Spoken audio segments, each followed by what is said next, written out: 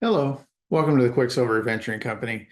Today I thought I'd go over an optional rule that we use at our table, and that's critical and fumble charts. So when players roll a 1 or a 20 in mine, or actually, some classes allow for critical hits at 19 or 18s, then we use charts. I know this is done on some other tables, and to some love, some hate it, but I'm going to go over how we use it at our table, then make your own decision. What I actually like about them is that it actually there's several things, but I like the fact that it adds some unexpectedness to the actual combat, some flair, and actually I do this with spells as well, and have some charts for actually non-combat spells for fumbles, and how you might crit on a non-combat spell as well. There's actually a few things you have to be wary of as well as you use these charts because well, frankly, combat is probably the slowest aspect of the game, and not everyone is tolerable of things that slow it down even more. So you need to be able to pivot quickly and use these quickly. Another thing you need to be aware of as well is that I've seen some charts on the web. There's lots of different variants, but I've seen things where if you roll the right number, you auto kill somebody, or you chop off a limb, or something like that. I personally think that's a little bit too much for these charts. And I do mine as extra damage. Even if you roll the highest you can, I do a percentile. If you roll the highest you can, it's 4 times damage, which can be quite detrimental, but it'll just knock you to death saves. It's not going to lop off a limb or anything like that. I don't want to go too extreme. I want it to be enjoyable for the players. But keep in mind, I also have these for the NPCs that they're fighting. Any creatures have also the option to critical and hit the players as well. That's how I keep it balanced. Before I actually go into what my charts look like, I'm actually going to go over an example of some of the role-playing flair we had in one of our campaigns. We had a campaign that went basically from level 1 to level 17.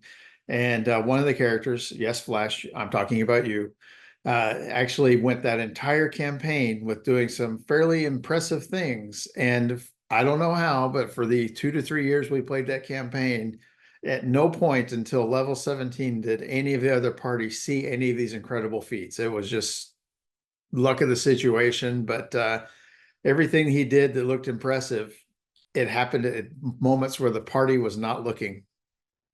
And then at the very end of the campaign, they're level 17. They're in the last encounter, and he does something impressive. And if I recall correctly, it's been a couple years, but I know one of the other party members saw him do this feat, and she chose not to tell anybody and not acknowledge to him that she saw it as well.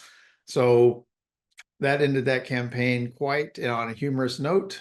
I'm quickly going to go over another couple things that happened in that campaign that make the charts, made them quite enjoyable.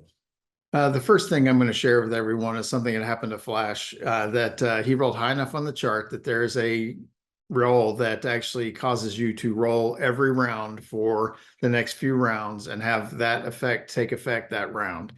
And Flash was a little bit full of himself. What I recall is when he rolled on this chart, a few things happened. One round he rolled where the character spent the next hour singing about how the greatness of their deeds, and they were just felt compelled to share with everyone in the form of song the greatness of their deeds. He chose to throat sing, and we had a lot of fun with that. Then another round after that, he rolled. Essentially, I modeled this one after Thor Ragnarok when they're fleeing in the ship and he hits that button and it goes, "It's your birthday." For those of you that aren't aware, essentially fireworks and everything go off within a certain radius of the caster. And so at this point, he's throat singing and there's a fireworks display going off for several rounds. And so that's the situation at this point. Another memorable situation happened later in that campaign when Flash again was going after, well, the whole party was actually going after an item within a little pool, like a bird bath, and it was in the center of a room. And Flash got there first, and everybody else was having trouble getting there. They could actually not see what was going on in the middle. And as soon as Flash got there, he went for the item and then a large elemental erupted out of the water about 10 feet tall. And because of the events going on in the rest of the room, no one could see this. And my first attack with that elemental fumbled, and the elemental stunned themselves for 4 rounds and fell back into the water. So within those 4 rounds, the rest of the party got up there, and Flash had cast something on him, and Flash was convinced that that cast had caused the elemental to fall back into the water. And when everybody else got up there, there was nothing. Everything looked totally calm. And then one of the druids, well, the druid in the party cast plane shift because they got their item. And the way it worked out is the party got up there and was ready to plane shift on round 4. And the elementals initiative was right after the druids. So Flash was saying, this is what happened. Be careful. This creature's here. And there's no sign of it. Everything looks fine. They cast plane shift. And then immediately the moment after was the elemental's turn, who erupted right back out of the water, and everyone was gone. It was just made for an extremely funny moment again. My charts are actually an ongoing project, so they're usable now, very usable, but I keep thinking of new things to add. And like in my last game last weekend, as a matter of fact, I realized that my weapon fumble charts were more melee weapon focused, and my ranged characters, my ranged players were actually fumbling a couple times, but the fumble didn't apply to their ranged weapon. So I need to tweak it a little bit and add some ranged options in there, but I'll update the charts on an ongoing basis with this video. I actually have 5 charts that I use for different situations. Like for criticals, for example, I have spell criticals that are attack spells. I have spell criticals for non-attack. I mean, you can crit with a healing spell on my charts, and you get extra healing out of it, or other effects. Then there are weapon criticals, and then fumbles. I have spell and weapon fumbles. Some examples of my weapon crits are things like, multiple times of damage, either roll dice double, dice triple, or maybe you do max damage, maybe you do double max damage. Maybe you get a free disengage, maybe you get a free dodge. Maybe you move up in initiative order. It's just things like that are beneficial to the player for having performed a critical hit. Then for spell attack criticals, I do similar things. Like, for example, I mean, maybe you do ×2 damage. Maybe you re-roll ones. Maybe you do max damage. Maybe you do double max damage.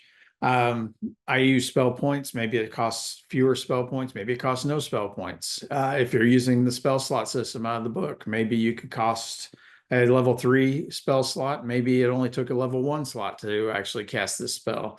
Maybe it didn't, maybe it was a free if you roll high enough, it's just, or you could have it cast as a bonus action, so you still have an action to do.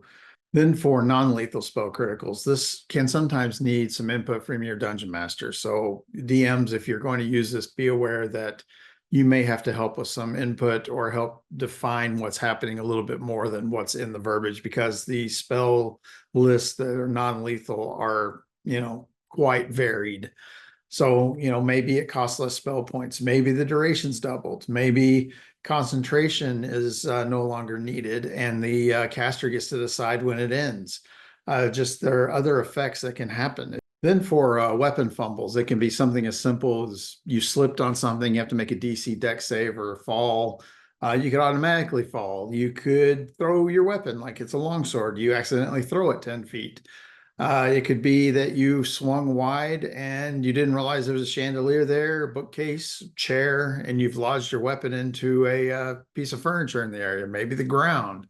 There's lots of things that can be done for weapon fumbles. Spell fumbles I actually have combined into one chart for non-lethal and then the actual, lethal like fireball spells.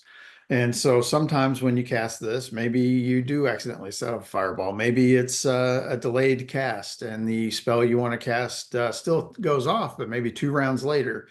Then things like I mentioned with Flash earlier could happen. Maybe you have a rash and you have to scratch for several hours, causing disadvantage on something.